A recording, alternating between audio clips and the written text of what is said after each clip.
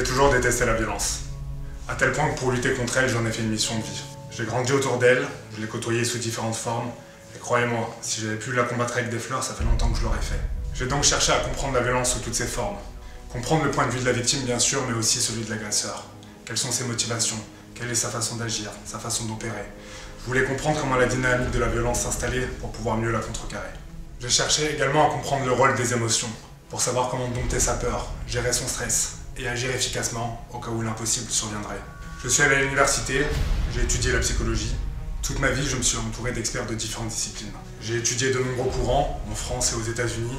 Ce que je voulais avant tout, c'était pouvoir reconstituer le puzzle. J'enseigne la self-défense et j'adore ça. Mais c'est un outil qui intervient en bout de chaîne. Parce que si on se défend, c'est que par définition, la violence est déjà là. Lors de mes formations, je mets l'accent sur la prévention de la violence urbaine, sur le tactical, sur la gestion et la communication de conflits. Comment éviter d'être agressé? Comment faire pour ne pas être choisi comme victime? Quoi dire pour calmer un agresseur? Comment faire en sorte qu'une situation ne dérape pas? Pour moi, la question la plus importante est comment faire pour éviter que la violence n'arrive. Dans la rue, il n'y aura pas d'arbitre, il n'y aura pas de juge, il n'y aura pas de médaille. Votre victoire, vous l'avez le jour où vous rentrerez chez vous, vous embrasserez votre partenaire, vous serrez vos enfants dans vos bras. C'est pour ça que je me lève le matin. La prévention de la violence occupe 80% de la stratégie. Et 8 fois sur 10, vous pourrez gérer une situation sans devoir en arriver aux mains. Mais il reste les 20 derniers pourcents. Et si vous n'avez pas les bons outils, vous en subirez les conséquences. Elles peuvent être légères, comme un œil au beurre noir, ou plus graves, et aller jusqu'à la mort.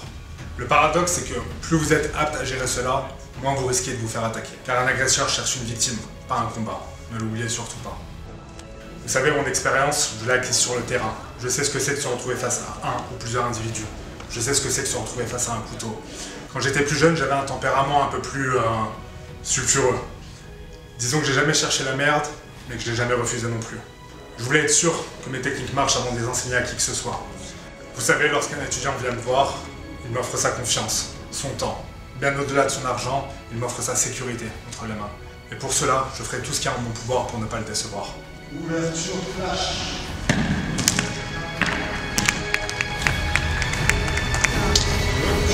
Là, je viens descendre.